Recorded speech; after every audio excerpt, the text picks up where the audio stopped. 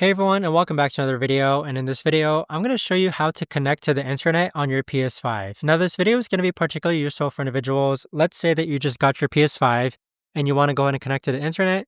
Well, it's pretty simple. So first things first is that we're going to navigate to where it says network settings and click on this. Now, if you don't see this option, you can actually scroll up and click on settings in the upper right hand corner. And then from here, you want to click on network and then scroll down, click on settings, and then click on setup internet connection. So from this page here, you want to find the name of your Wi-Fi network.